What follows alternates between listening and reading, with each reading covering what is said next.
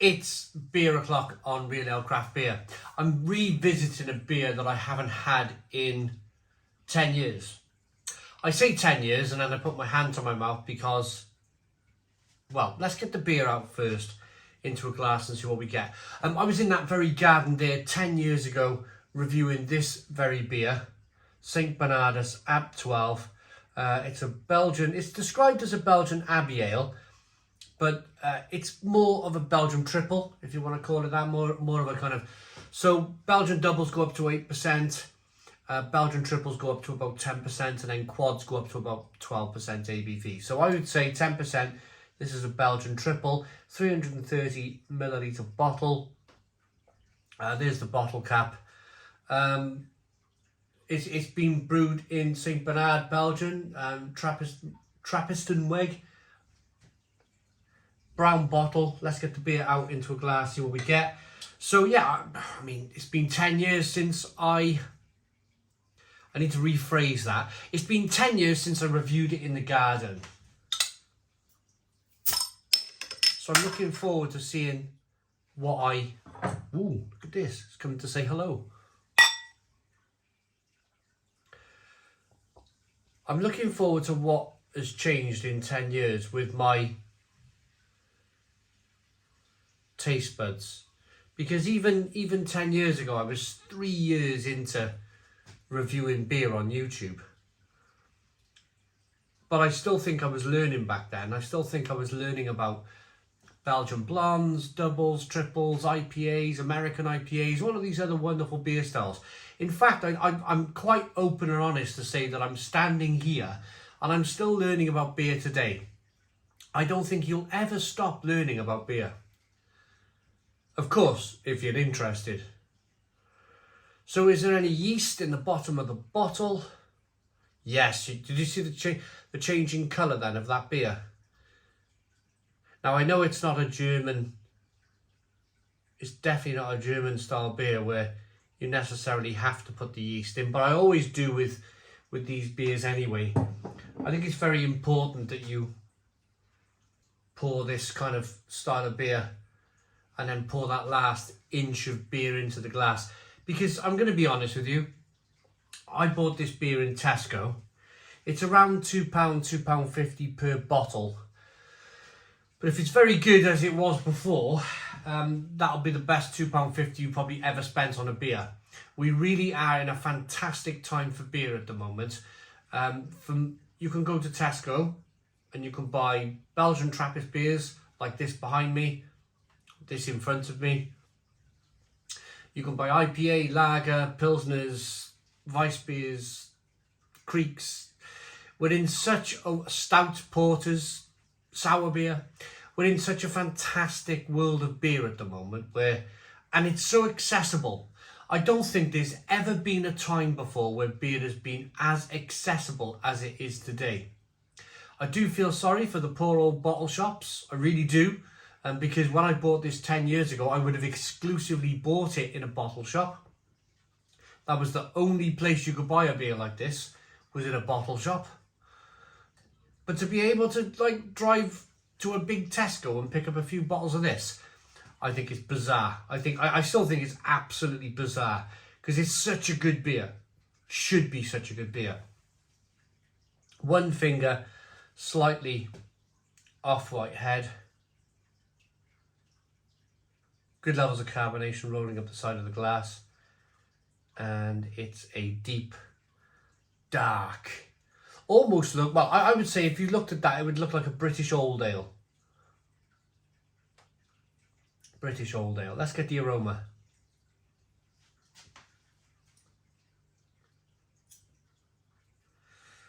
Raspberry jam. That's my first inkling. Raspberry jam. Mixed fruit jam. Spices, pepperiness. 10% ABV.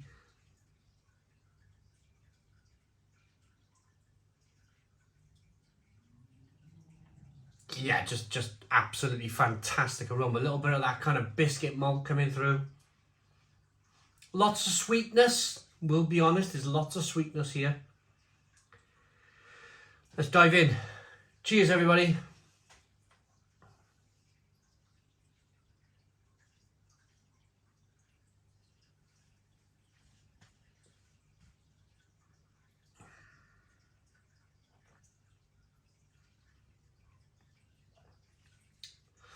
Oh, that's just terrific.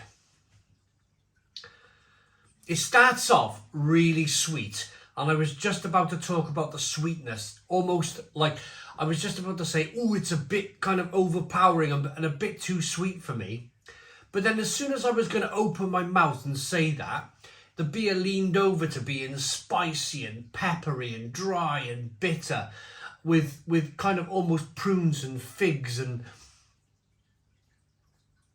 bits of coriander and orange peel, dried orange peel.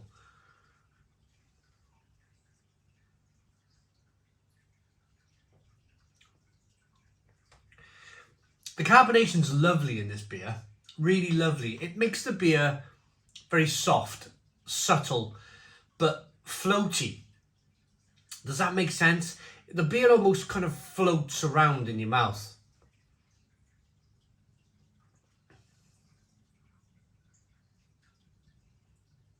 And it's that carbonation that does that. Oh, it's wonderful. Great body, creamy, rich body to the beer. I've drunk some of the beer now, so if you have a look at that beer as I'm rolling it around in the glass, look at this.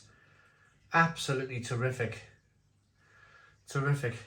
So, from 10 years ago, if you're watching the video side by side, I probably wasn't talking about the sweetness of the beer back then. As some of you know, I've cut out a lot of sugar from my diet, and my palate has changed because of that. My palate is more savoury, biscuity, nuts, crisps, you know, that sort of kind of savoury diet, rather than chocolate and sweets and sugar in my tea, sugar in my coffee, like I probably was 10 years ago. I was probably still having sugar in my tea and coffee. So I probably wasn't describing how sweet the beer was back then. So it's interesting to be able to talk about that right now, from where I was 10 years ago to where I am today. And how your diet, your regular daily diet, if you've decided to cut out sugar, it can change the way you see sweet stuff in the world. I'm not saying this is overly sweet. I'm not kind of in that market where I'm kind of like, or in that kind of mentality where I'm like, oh no, it's too sweet, it's too sweet. It's lovely and balanced between that spiciness, that pepperiness.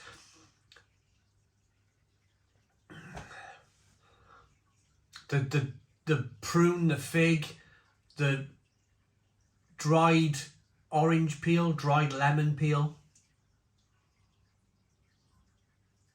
It's wonderful. Absolutely wonderful beer. But I want to mention something. When I started off this review, I know I nearly pressed stop, and I nearly started the whole introduction again. But I thought to myself, no, let's carry on. Because it kind of tells a story in its own right. Now, there is a story that St. Bernardus 12 is West Fletron 12. And there's probably already about 16 comments saying so before I've even got to this very subject. I bet there's a lot of you out there who've also already commented on this. Now, West Fletron 12 has been described as the best beer in the world. But actually, fun fact, it was this very recipe from St. Bernardus AB 12. So they're both in a very similar area of Belgium. Belgium's not a very big country, but these two breweries are very, very close together. And the story goes that, I've got to make sure my story's right now, haven't I? The story goes that St. Bernardus 12 was actually brewed by St. Bernardus, and then people from West Fletron kind of moved away from St. Bernardus, or vice versa. But I know they're almost identical beers. They're almost identical beers. So to be able to buy this beer, and the difference between Westvleteren 12 and this beer is that this is readily available. You can buy this in Tesco. You can buy this in bottle shops all over the world. Whereas Westvleteren 12, you can only buy at the monastery shop. And the monastery shop is only open like 6 hours a day. I think that's I think because it's so difficult to get, I think that's the reason why the beer is so sought after. And it's number one in the world. Because it's a bit of a kind of like, especially if you're living in America, to be able to try and get hold of a bottle of Westvleteren 12 is nigh on impossible, isn't it? So the confusion was between the two beer reviews. I said, I sat in the garden, reviewed this 10 years ago. I'm standing here 10 years later reviewing it now. The reason why I know that story about Westvleteren 12 and St. Bernardus is because I was actually at the St. Bernardus brewery. I was invited a long time ago now, probably 8 years ago. I was invited over to Belgium. Pardon me. Not to burp in their brewery. But I was invited to go to Belgium to tour around the Belgian family brewers. And I went to Duvel, went to Stella Artois, went to St. Bernardus, went to some terrific breweries. One brewery that burned down, they had a fire and it burnt their brewery down, and they were like in farm buildings, and that was like devastating for them. But they managed to survive and get back on the horse, which wonderful. But I spent about 4 days in a minibus travelling around breweries, and it was just one of the most amazing times of my life. It really was terrific stuff. But that's how I know the story about Westvleteren 12 and St. Bernardus 12, is because the owners of St. Bernardus were very keen on telling us the story. Anyway, rating for this beer. So what I'm saying is I probably had this beer 8 years ago whilst I was in Belgium. So from me reviewing it in the garden 10 years ago to now, I've had it once in between at the brewery. Anyway, rating. I think it's terrific. I think it's a terrific beer. Put it in a nice glass. Put it in a lovely Belgian beer glass if you have one. Enjoy it, savour it. Love the moment. Enjoy the beer. It's terrific. It's about £2.50 in Tesco, but it's worth every single dime. It really is. You'll never believe it's 10% ABV.